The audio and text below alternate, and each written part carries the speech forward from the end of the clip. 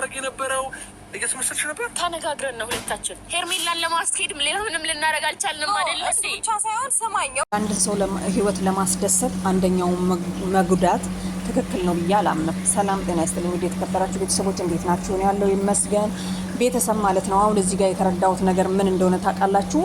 መግቢያው ላይ እንደሰማችሁት እንግዲህ ሄርሜላን ከውስጥ ለማውጣት ስንል መንገዱን እያጸዳንልህ ነው። ምክንያቱም እኔ ካንተ ጋር ባልሆን ኖሮ ወይም ደግሞ አንተን አሳምኜ አብሬ ሆናለሁ ባልን ኖሮ ወይ ከሌላ ሴት ጋር ትሆናለህ ወይም ደግሞ ያው ከሄርሜላ ጋር ትሆናለህ ነው ነገርየው ማለት ነው።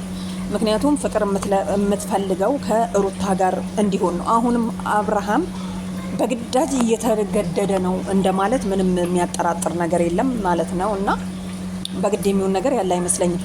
ፍቅር በሁለት ሰው ስምምነት ውስጥ የሚገኝ እንጂ በአንድ ሰው ብቻ የሚገነባ ነው ብዬ አላስብም። እና ልክ እንደኔ ሳስበው እና ፍቅር ያደረገችው ነገር ትክክል ነው ብዬ አላምንም። ምክንያቱም አብርሃም ግን የእጁን ያገኘው። ምክንያቱም ለምን መሰላችሁ? አንዳንዴ በሰዎች ላይ የምናደርጋቸው ነገሮች በኋላ ይከፍሉናል። አብርሽ በጣም በሴቶች ላይ ግፍ እየሰራ ስለሆነ ያደረገችው ነገር ለሱ ያንሰዋል። ግን ደግሞ ሄርሜላስ ሴት አይደለችም ወይ? ፍቅር እንዴት ነው? ለምሳሌ ሩታ ስትቀርባት መጀመሪያም ጠርጥሬ ነበረ። ምንድን ነው ያለችው? ሄርሜ ካንቺ ጋር ይሁን አብርሃም፣ ምክንያቱም እኔ በቃ እንደ እህትሽ ነኝ። አያችሁ፣ እየወደደቻት ልትበቀላት ነበር። አብርሽ በዛን ሰዓት ኦኬ ብሎ ከሄርሜላ ጋር ቢሆን ኖሮ የሆነ ነገር አስባ ነበር ማለት ነው። አስባችሁታል? ስለዚህ አብርሽ ግን ያው ሄርሜላንም አልፈልግም አንቺንም አልፈልግም ከህይወቴ ውጡ ብሎ ወስኖ ነው ያስኬዳቸው ማለት ነው በወቅቱ። እና በይቶታል፣ አጥሞታል። እና ሩታ የሆነ ነገር እንዳሰበች በፊትም ያስታውቅ ነበረ። ፍቅር ግን ማለት ነው ጩኸትሽ ራሱ እኮ ጎረቤት ይረብሻል። እኔ ራሱ እኮ በጣም ሳወራ ጮክላለሁ እና ምንም አልልም፣ ግን ያንቺ ደግሞ ይበልጣል ማለት ነው። ሰው ታስደነግጫለሽ። ምክንያቱም እኛ አንዳንዴ ኤርፎን ላንጠቀም እንችላለን። ስለዚህ በዚሁ አጋጣሚ ልንገርሽ ብዬ ነውና ሄርሜላስ የሄርሜላ አምላክ ነው እንደውም አንተን ያዋረደ ማለት ነው። ምክንያቱም ሄርሜላ ጸባይኛ ነች፣ አትናገርም። እሺ ነው አይታችሁ ከሆነ ማለት ነውና አንዳንዴ የዋህ ሰዎች ከፈጣሪ ጋር ይነጋገራሉ። ሄርሜ እንግዲህ ከፈጣሪ ጋር እየተነጋገረች ይሆናል እና ያጋለጠው አብርሃምን። ሲቀጥል ፍቅርና ሩታ አሁን ያደረጉት ነገር ትክክል ነው ብዬ አላምንም። ምክንያቱም ይሄ ማለት እኮ አንድ ሰው በአንድ ጎን ሆኖ ለዛ ሰው ሲረዳ ያስ የሚጎዳው ሰው አይደለም ብለን ማሰብ አለብን ወይ መናገርን ያለብን። ከሄርሜላ ህይወት ለማስወጣት ሩታንም ትቶ ሄርሜላንም ትቻለሁ ብሎ ከፍቅር ጋር ሆነ። አብርሃም እኮ ካልፈለገ ዛሬም ከሩታ ጋር ላይ አይሆንም። ገባችሁ አይደለ? ምክንያቱም እሱ እኔ እናንተ ጭቅጭቅ ሰልችቶኛል፣ እኔ ሰላም ነው የምፈልገው። ሩታውን አሁን ፍቅርና አብርሃም ባሉበት ሰዓት የሚያደርጉትን ነገር በጣም መረዳት አለብሽ። ምክንያቱም ለምን ብቲ አብርሽ የሚፈልገው ጭቅጭቅ፣ ንዝንዝ ምናምን በግድ የሆነ ያልሆነ ነገር ስለሆነ ሰላም እንደሚፈልግ መረዳት አለብሽ ማለት ነው። ምክንያቱም ፈታ ብሎ መኖር ነው የሚፈልገው። ፍቅር ያሳየችው ምንድነው?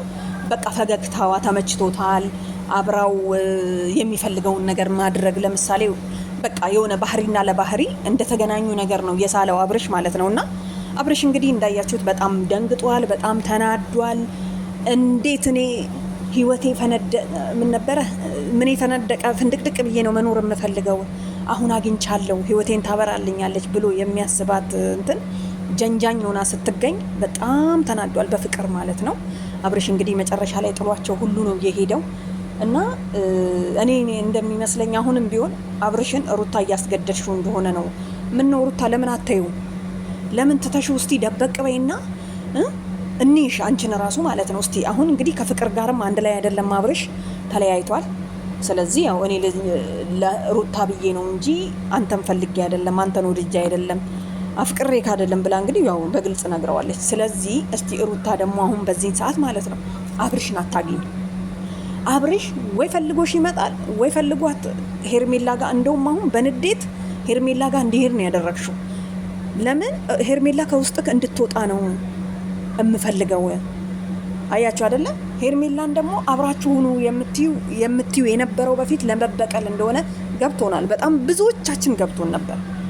ምክንያቱም ያኔ እንዴት አብራችሁ ትሆናላችሁ ብለሽ ስትይ የነበረች ሴት ዛሬ ላይ ደግሞ ከሷ ጋር ሁን፣ በቃ እህቴ ናት፣ ትንከባከብክ እኔም ከጎናችሁ ነኝ ስትይ ብዙዎች እንትን ብለው ነበር ማለት ነውና እኔ የሄርሜላ አምላክ ነው ብዬ ነው የማምነው። አብርሽ እንግዲህ በዙር አንቺንም አልፈልግም ብሎ ፍቅርንም ትቶ ወደ ሄርሜላ ሄዶ ብቻ ጉድ እንዳያስብላችሁ ለማለት ፈልጌ ነው። ስለዚህ ምክንያቱም አንዱን ለማስደሰት አንዱን መጉዳት ጥሩ ነው ብዬ አላስብም። በቃ እንደኔ ባጭሩ ማለት ነው።